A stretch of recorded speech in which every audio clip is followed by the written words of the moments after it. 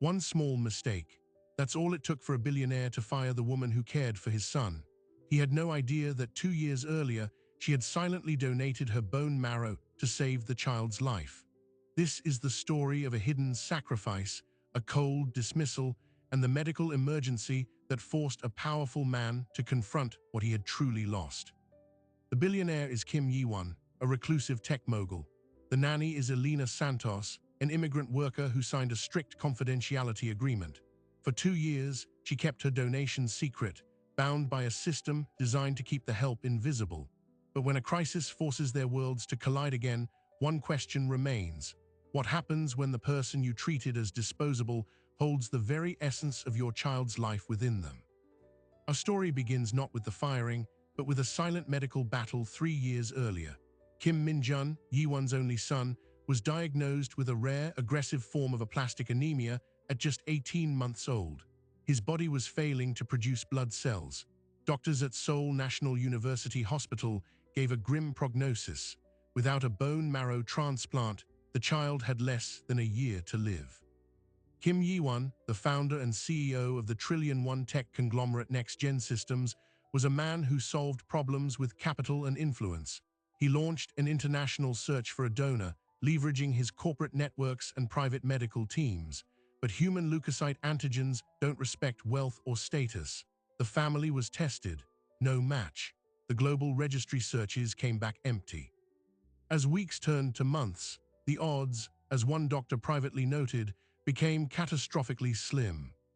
This is where Elena Santos entered the picture, though not as a savior, not yet. She arrived through a different door entirely, the domestic staff agency. 28 years old, an immigrant from the Philippines with a nursing degree that wasn't recognized in South Korea. She was hired as a live-in assistant, a secondary helper to the child's primary nanny. Her job was laundry, meal prep, and cleaning the nursery. She was, in the hierarchy of the Kim household, nearly invisible. But Elena had a secret of her own, one that had nothing to do with medicine.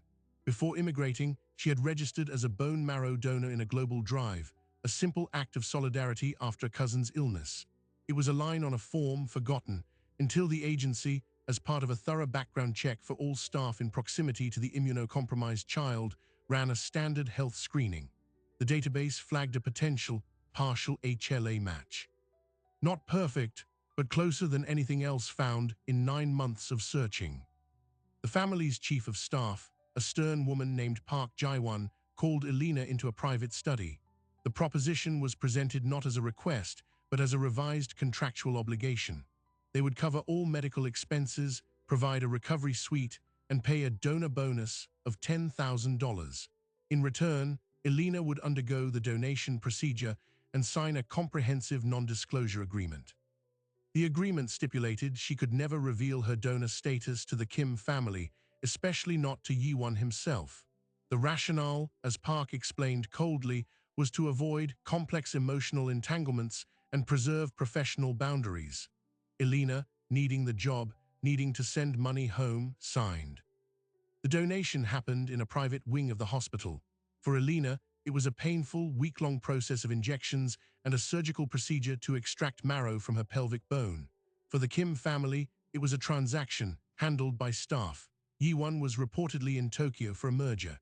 He was informed a matched donor had been found through anonymous channels. He never asked who. He sent a bonus payment to the hospital's donor program. The line between a person and a procurement had been neatly erased. Min-jun's body accepted the transplant. It was, his doctors said, a quiet miracle. The child began to recover, and as he did, Elena's role subtly shifted. The primary nanny, overwhelmed by the medical routines, resigned. Elena, with her nursing knowledge and gentle demeanor, was the obvious choice. She was promoted to Min-jun's sole nanny. Her salary increased, but the NDA loomed larger. She could care for the boy whose blood and immune system now carried a part of her own, but she could never speak of it. She bathed him, read to him, comforted him through night terrors, all while guarding the fundamental truth of their connection. For 2 years, this was the equilibrium. Yi-won was a distant, busy figure, a presence felt in strict schedules, security protocols, and the impeccable cold order of the penthouse. He interacted with Elena through memos from Park Jae-won. Min-jun's diet requires more iron. Ensure he is in bed by 8. Their direct exchanges were rare, formal, and brief. He saw a competent employee. She saw a man who viewed his son as both a treasure and a logistical concern. The first crack in this fragile arrangement appeared on a Tuesday morning. Minjun, now a spirited 4-year-old, was playing in the sunroom. Elena stepped away for exactly 3 minutes to fetch a fresh bottle of water from the kitchen, a rule violation she knew, but the child was content. In those 3 minutes, Minjun climbed onto a low ledge to reach a model spaceship. He fell. The fall was minor, a scraped knee and a loud, shocked cry. But it happened in full view of Yi-Wan, who had just stepped out of his home office for a conference call. His reaction was not to the child, but to the breach of protocol. A security scan later showed Elena was gone for 180 seconds. To Yi-Wan, this was a catastrophic failure of attention. In a meeting that lasted less than 5 minutes, with Park Jae-won present, Elena was terminated. Her offense, gross neglect of duty, resulting in potential harm to the ward. Her plea, that the child was never meant to be left, that it was a momentary lapse, was met with silence. The system she had saved, the child she had helped heal, was now ejecting her for a scraped knee. She was escorted to her room by security, given 1 hour to pack her personal effects. As she placed a framed photo of her own family into a suitcase, she saw Minjun watching from the hallway, his little face confused. She wasn't allowed to say a proper goodbye. The NDA was invoked one final time. Any discussion of her employment or departure would result in legal action. At 4:30 that afternoon, Elena Santos walked out of the Kim penthouse for the last time, her career in ruins, her heart breaking for the boy she could no longer protect. And here is where most stories would end. A domestic worker dismissed, a billionaire moving on, but the human body keeps a different ledger. Because just 72 hours after Elena was fired, Minjun spiked a fever. His nanny, a new hire from an elite agency, followed the protocol sheet, but the fever climbed. He became lethargic. He was rushed back to Seoul National University Hospital. The diagnosis was graft versus host disease, a severe and sudden complication of his transplant. His new immune system, the one built from Elena's donated marrow, was turning on his body. And the one person who understood the precise nuances of his post-transplant health, the one person whose very biology was intertwined with his, was gone, fired for a 3-minute mistake. Yi-Wan stood in the hospital corridor, facing a panicked medical team. The lead transplant specialist asked a simple, devastating question. We need the donor's current medical history, any recent infections, stressors, anything that could trigger this. Where is your anonymous donor? For the first time, Kim Yi-Won needed to know who had saved his son's life. And the trail led directly to the woman he had just thrown out into the street. Park Jae-won, the chief of staff, stood frozen in the hospital hallway, the color draining from her face. The carefully constructed wall of anonymity was crumbling in real time. Under the blistering questions of the medical team, she had no choice but to reveal the truth she had been ordered to bury. The donor was Elena Santos. The lead transplant specialist, Dr. Lee, turned to Yi-Won, her voice sharp with a professionalism that bordered on contempt. You fired the child's bone marrow donor 3 days ago. The donor's current health status is not a bureaucratic footnote, Mr. Kim. It is the key to his treatment. Stress, infection, even dietary changes in the donor can trigger a GVHD flare in the recipient. We need her. Now. In that moment, the transactional logic of Yi-Won's world shattered. The woman he dismissed as a replaceable employee was, in a biological sense, part of his son's foundation. The $10,000 bonus, the NDA, they weren't just contracts. They were a moral bypass, and he was now facing the dead end. His first command was not an apology, but an order: find her, whatever it takes. But finding a woman you've legally silenced and forcibly removed is not simple. Security teams scoured the agency records, but Elena had listed a temporary hostel as her address. She was gone. Her Korean phone number was disconnected. The agency, fearing liability, was suddenly uncooperative. For the first time in his adult life, Kim Yi-Won encountered a problem that could not be solved by money or intimidation. It required something he had never extended to his staff: humility. Meanwhile, in a cramped, single-room occupancy in the Itaewon district, Elena Santos was fighting a different battle. The shock of termination had been replaced by a gnawing anxiety. She had no job, her visa was tied to her employment, and she had maybe 2 months of savings. But her deepest worry was for Min-jun. She'd seen the early signs of graft versus host disease before, the subtle rash, the fussiness. She mentioned it to Park Jae-won the week prior and was told not to overstep. Now, with her gone, who would recognize it? Her answer came in a push notification from a Korean news app. A gossip columnist, tipped off by a hospital source, had published a vague but incendiary item: next-gen heir hospitalized in critical condition. Sources whisper of a shocking connection to a recently dismissed staff member. Elena's heart stopped. She knew immediately they were talking about her. The NDA threatened ruinous lawsuits, but the thought of Min-jun's suffering because she wasn't there, was unbearable.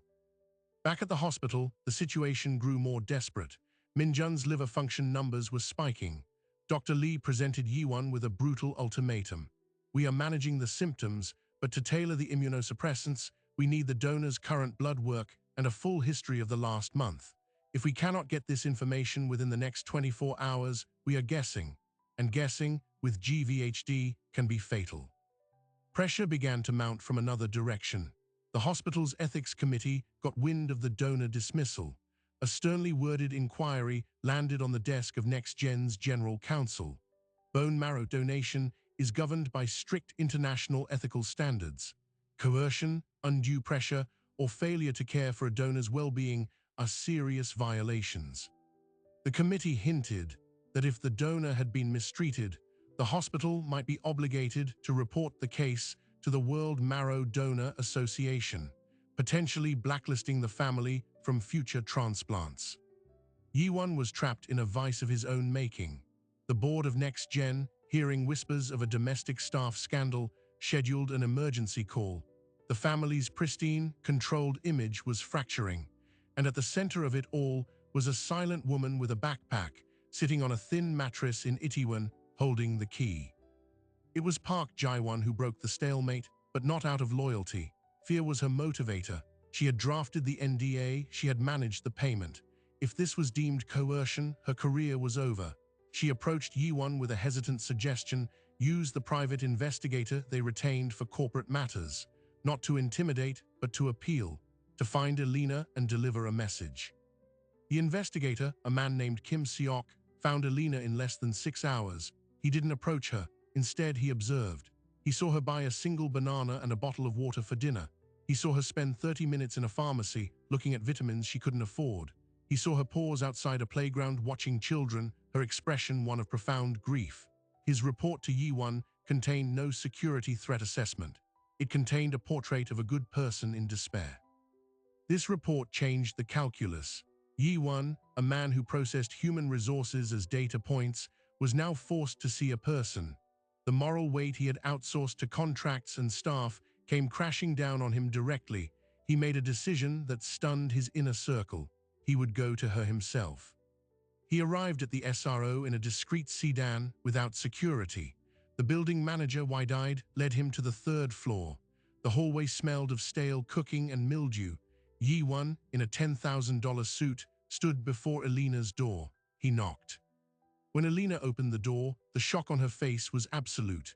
She took a step back, her hand flying to her mouth. For a long moment, they just stared at each other, the billionaire and the nanny, the employer and the donor, the man who had everything and the woman who had given a part of herself only to be discarded. Elena SSI, he began, his voice uncharacteristically rough. My son is very sick. The doctors, they say you can help.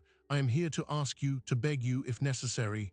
He did not mention the NDA, he did not offer money. For the first time, he made a request, not a demand. Elena looked past him, down the bleak hallway, then back at his face. She saw not the cold mogul, but the fear in his eyes, a father's fear. The anger and humiliation she'd carried for days welled up, a bitter tide. But beneath it was the memory of Min-jun's laugh, his small hand in hers. She thought of the oath she'd taken as a nurse, long ago, in another life. I need to see him, she said quietly, her voice firm despite the tears gathering in her eyes. I need to see Min-jun.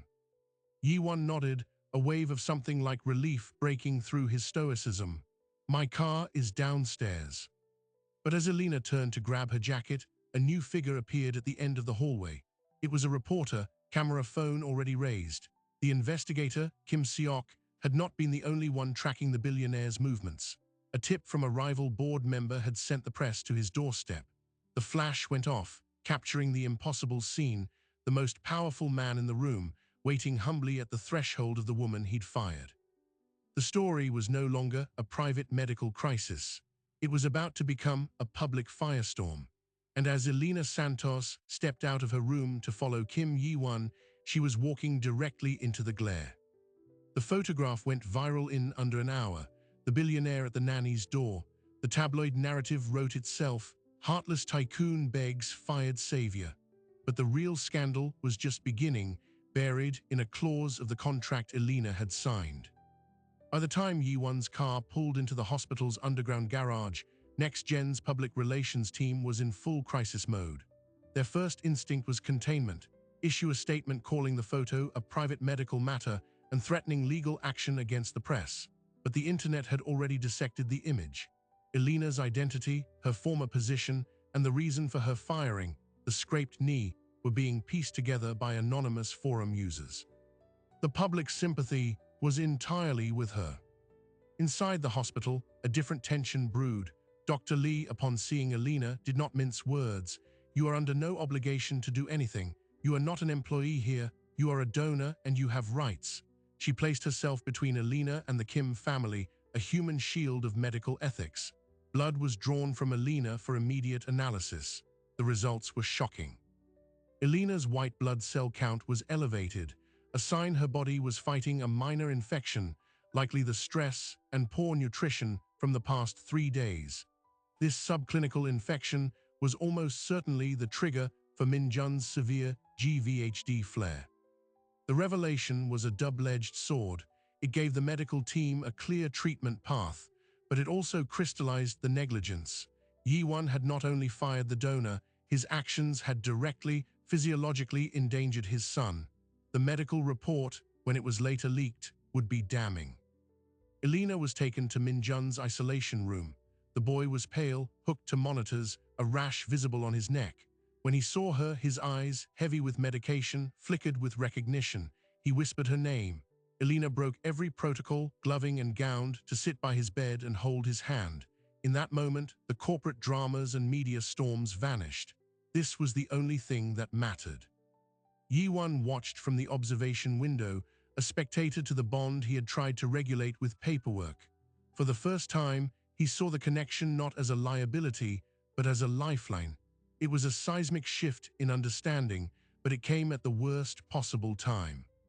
Because back at NextGen headquarters, the board was in revolt. The company's stock price had begun to dip on the negative press. More damagingly, a major institutional investor, a Scandinavian pension fund with strict ethical guidelines, issued a public query about the company's human capital management practices. The firing was no longer a private personnel issue, it was a corporate governance failure. Park Jae-won, seeking to save herself, made a catastrophic error. She anonymously leaked the full non-disclosure agreement to a financial news outlet, hoping to frame the donation as a simple, consensual business transaction and deflect blame from the family. The strategy backfired spectacularly. The leaked NDA was a public relations atomic bomb. Clause 4B, which forbade Elena from ever disclosing her donor status to the child or the family, was highlighted. Legal analysts on television dissected it as morally repugnant and potentially coercive. Ethicists questioned whether a person in Elena's vulnerable employment position could truly give free, informed consent. The $10,000 bonus was framed not as a gift, but as a payment for silence. The story exploded beyond celebrity gossip into a national debate about the treatment of migrant domestic workers, the ethics of medical privacy, and the grotesque power imbalances of extreme wealth. Protesters gathered outside the NextGen tower with signs that read, "Donors are not disposable." Hashtags like Justice for Elena and Who Cares for the Carers trended globally. Yi-won was now besieged on all fronts. A sick son, a furious public, a rebellious board, and a woman in a hospital room whose simple act of kindness had unwittingly toppled his carefully controlled world.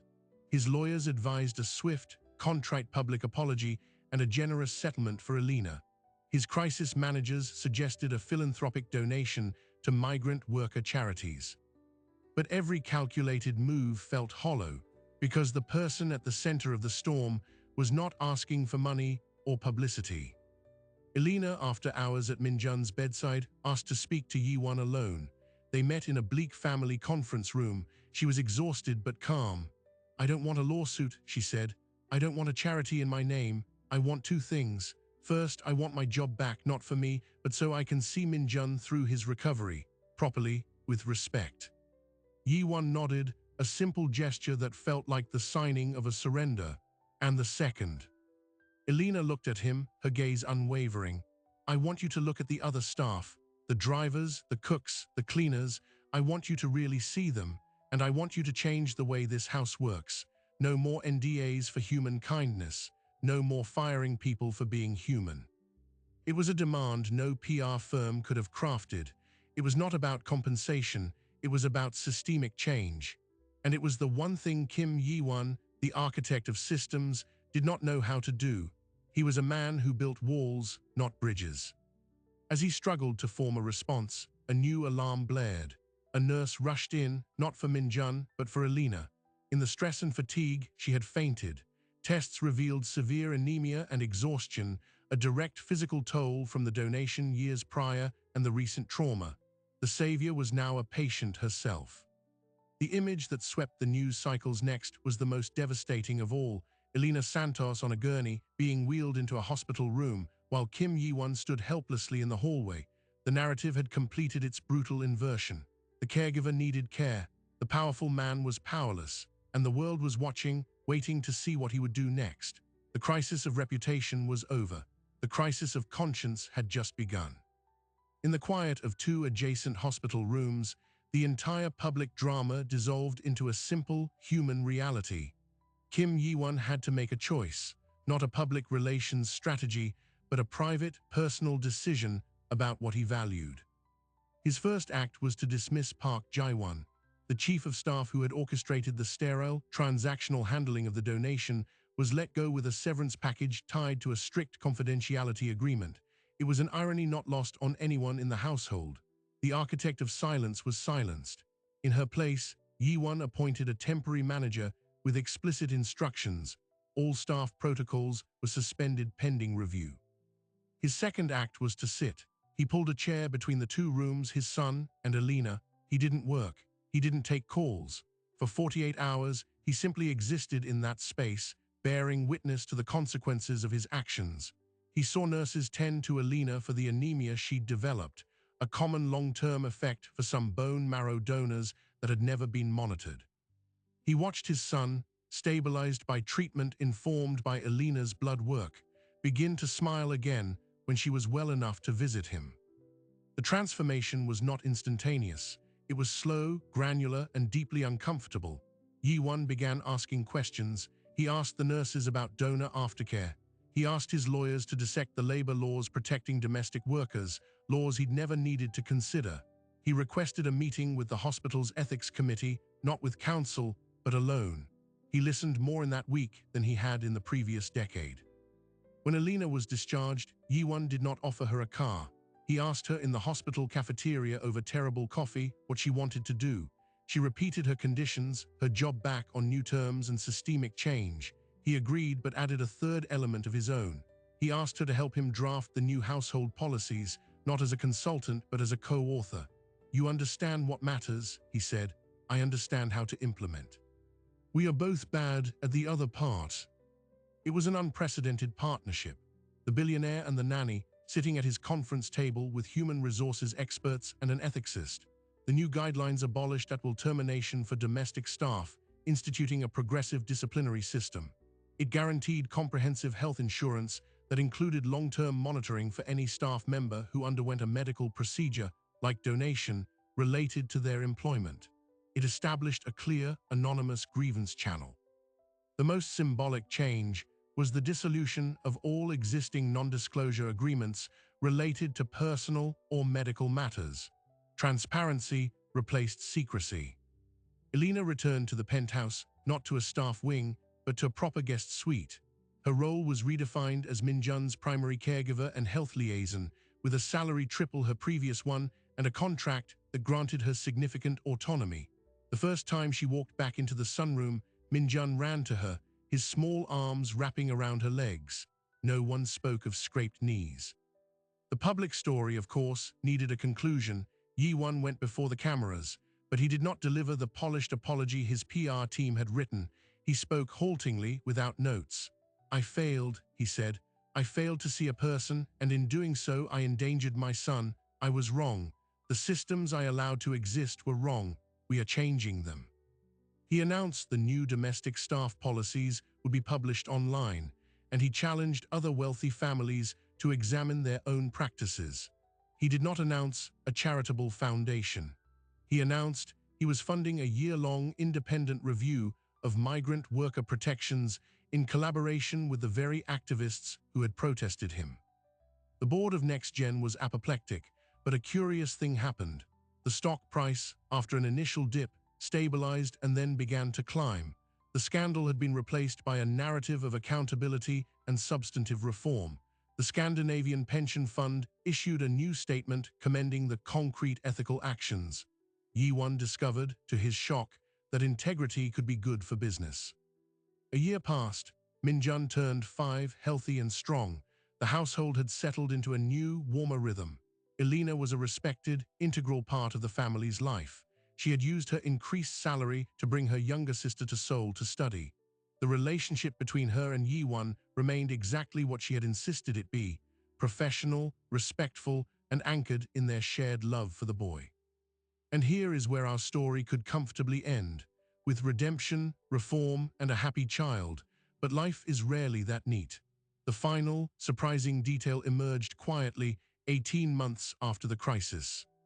Yi-won was clearing out a secure drawer in his home office, a space he now shared more openly with staff. He found a file labeled Santos Donation Original. Inside was the initial donor match report from the hospital. He had never read it himself. Park Jae-won had summarized it. As his eyes scanned the technical data, one line stopped him cold. The HLA match wasn't just good. It was a 10 out of 10, a perfect genetic match.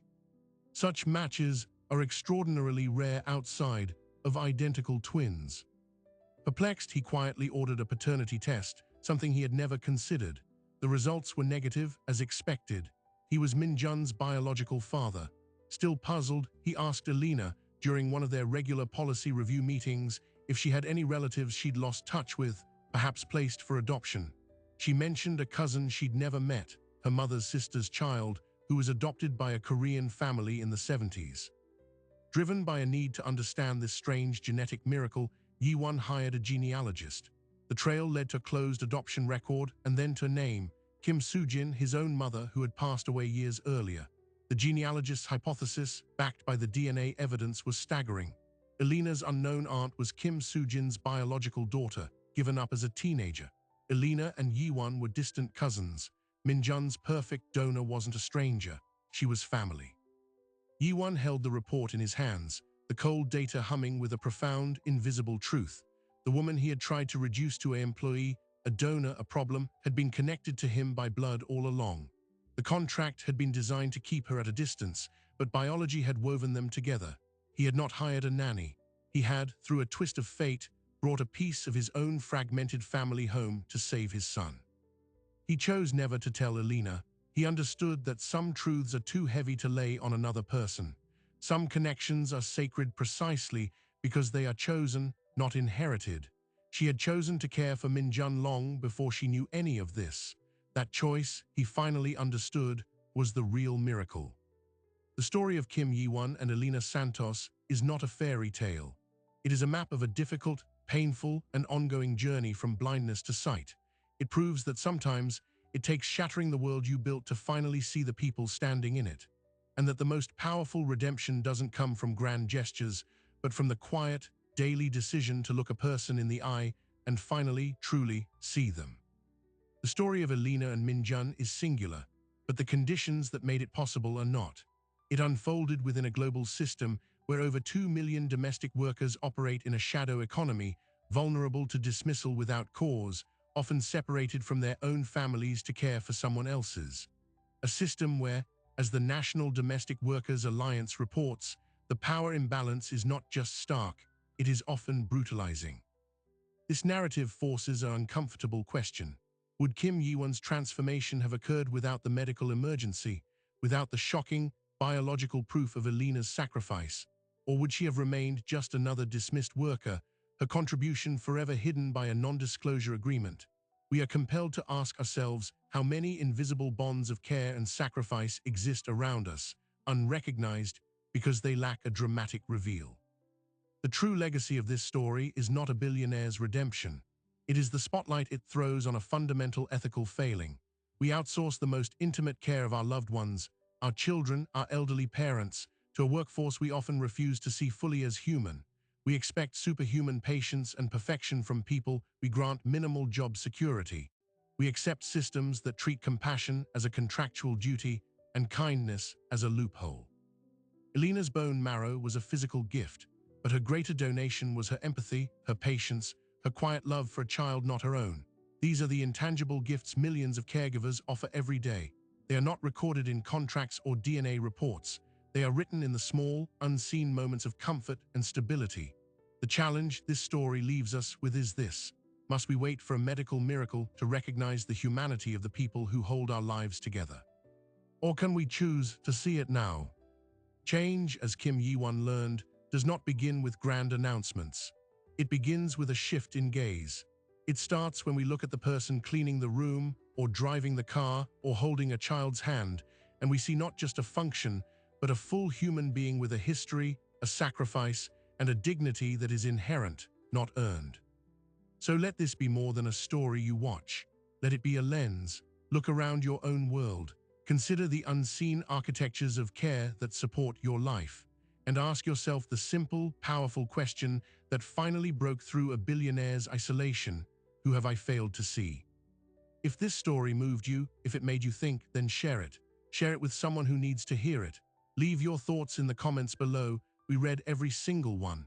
And if you want to join us for more documentaries that explore the hidden human truths behind the headlines, hit subscribe and turn on notifications, because the most important stories are often the ones happening just out of frame. Thank you.